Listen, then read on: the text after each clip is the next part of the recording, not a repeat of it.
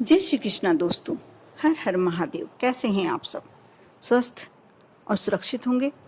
दोस्तों, गणगौर चैत्र मास की शुक्ल पक्ष की तृतीया तिथि गणगौर तीज के रूप में मनाया जाता है। ऐसा कहा जाता है, शिव महापुराण में ऐसा उल्लिखित है कि शिव महापुराण के यजमान बनने के लिए शिव और गौरा माँ पार्वती 16 दिन तक श्रृंगार कर और शिव महापुराण की कथा के यजमान बने थे। उसी दिन से यह गणगौर पर्व मनाया जाता है। इस समय सौभाग्यवती नारियां 16 श्रृंगार कर और ईश्वर गणगौर की पूजन करती हैं। इस पर्व पर देवों के देव महादेव और उनकी अर्धांगिनी देवी पार्वती का पूजन किया जाता है। इस पर्व को ईश्वर गौर भी कहा जाता है, जिसका अर्थ है ईश्वर गौरी। गणगौर इस बार 4 अप्रैल सोमवार के दिन पड़ रही है और सोमवार के दिन पड़ने के कारण इसका महत्व और भी ज़्यादा बढ़ गया है। जो कुंवारी कन्याएं ईश्वर गणगौर की पूजन करती हैं, उन्हें मनचाहा वर मिलता है और जो विवाहित नारियां पूरे हर्ष और उल्लास के साथ व्रत और पूजन करती है, उनका सौभाग्य अमर हो जाता है। गणगौर तीज का महत्व, इस पर्व की सबसे ज़्यादा खास बात यह होती है कि 16 दिन तक मनाया जाता है और आखिरी दिन गणगौर का पूजन करके उनका विसर्जन किया जाता है, उन्हें विदा किया जाता है। दोस्तों, गणगौर बहुत ही प्रचलित त्यौहार है, बहुत ही सुंदर व्रत और त्यौहार। गणगौर तीज को यदि कुछ उपाय किए जाएं इसके पर्व के दौरान, माँ पार्वती को यदि घी का भोग लगाया जाए और उस घी का भोग लगाकर उसे दान कर दिया जाए तो यह उपाय निरोगी और सुंदर काया प्रदान करता है और रोगों से मुक्त करता है।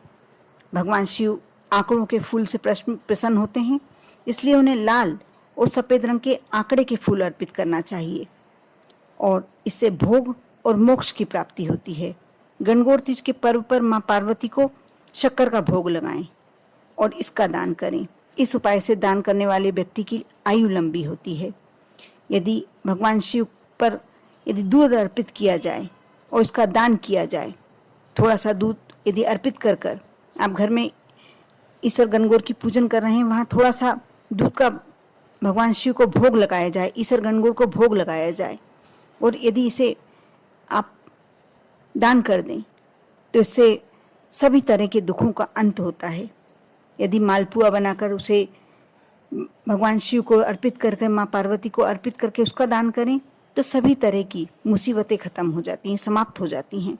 भगवान शिव को चमेली के फूल अर्पित करने से वाहन सुख की प्राप्ति होती है। यदि आपको लग रहा है, आप बहुत दिनों से आपकी इच्छा है कि कोई वाहन आप लेना चाहते हैं, नहीं मिल पा रहा, नहीं ले पा रहे हैं, तो आप गणगौर के दिन भगवान शिव को चमेली के फूल अर्पित करें। जो ईश्वर गणगौर हैं वहाँ चमेली के पुष्प अर्पित करें, मनोकामना करें कि मुझे ये वाहन चाहिए। आप देखना जल्दी ही योग बन जाएंगे वाहन आपके खरीदने के, वाहन सुख की प्राप्ति होगी। अगर आपका विवाह तय होने में देरी हो रही है या कोई रुकावट आ रही है तो आप इस दिन माँ गौरी और भगवान शंकर का पूजन जरूर करें। ये पर्व मनचाहे वर और उत्तम जीवन साथी की प्राप्ति के लिए बहुत ही शुभ और मंगलकारी माना जाता है। साथ ही दोस्तों, गणगौर की पूजन के साथ माँ पार्वती को पूरी 16 श्रृंगार की सामग्री अवश्य समर्पित करना चाहिए। उसके बाद आप माँ गौरा को समर्पित कर दे पूजन के दौरान और फिर किसी ब्राह्मण नारी को, सौभाग्यवती नारी को दान कर दें। आपका सौभाग्य अमर होगा। ये बहुत ही सुंदर और बहुत ही अचूक उपाय है। यदि आप चाहते हैं कि आपके जीवन में सुख आए, सौभाग्य की वृद्धि हो, तो अवश्य आप 16 श्रृंगार की सामग्री माँ पार्वती को चढ़ाकर और दान करें। अब मैं जो उपाय बताने जा रही हूँ बहुत ही अचूक उपाय है। यदि आप चाहते हैं कि 7 जन्म तक आपका सुहाग अमर रहे, आप किसी भी जन्म में विधवा होने का दुख नहीं झेलें, दुख नहीं बर्दाश्त करें, तो जो मैं उपाय बता रही हूँ शिव महापुराण का बहुत ही अचूक उपाय है। आप यह 8 प्रकार के दान, कुमकुम, आप ध्यान से नोट कर लें, कुमकुम, पुष्प कोई से भी रंग के हो सकते हैं, चंदन, तांबुल, तांबुल यानी पान का बीड़ा, काजल, गन्ना, लौंग जो खाने वाली लौंग होती है वो, जीरा, ये 8 वस्तुएं हो गई। इसका आप दान करें। दान आपको ऐसे करना है कि तराजू लेना है, एक पल्ले पर आपको बैठना है आपके वज़न के बराबर। ये सारी चीज़ें मिलाकर आप कम ज़्यादा सब चीज़ें कर सकते हैं, वज़न के हिसाब से चीज़ें रख सकते हैं, इसमें कोई विशेष कुछ नहीं है। और आप अपने वज़न के बराबर ये सभी वस्तुओं को मिलाकर दान करें। दान आप किसी भी सौभाग्यवती ब्राह्मण नारी को कर सकते हैं। आप कर देखें। आप विधवा होकर नहीं जिएंगी। आप पूरे जब तक आप जीवित रहेंगी आपका सुहाग अमर रहेगा। बहुत ही सुंदर और बहुत ही अचूक उपाय है। यह शिव महापुराण का उपाय है। आप विश्वास कर श्रद्धा रखकर यदि कार्य करते हैं तो आप मान कर चलिए कि इस जन्म में आपको सौभाग्य प्राप्त तो होगा ही होगा, अगले 7 जन्मों में भी आप कभी विधवा नहीं होंगी। कर देखें। बहुत ही छोटे उपाय हैं और गणगौर के बारे में तो सभी जानते हैं कि शिव महापुराण सुनने के लिए माँ गौरा और भगवान महादेव ने स्वयं 16 दिन तक श्रृंगार किया था। इसीलिए ईसर गणगौर यानी ईसर और गौरा इन दोनों की पूजन की जाती है। 16 दिन तक ये पर्व मनाया जाता है और इन दिनों में जो भी नारी सच्चे दिल से पूजन करके यदि अपने मन की कामना रखती है, भगवान शिव और माँ गौरा अवश्य पूरी करते हैं।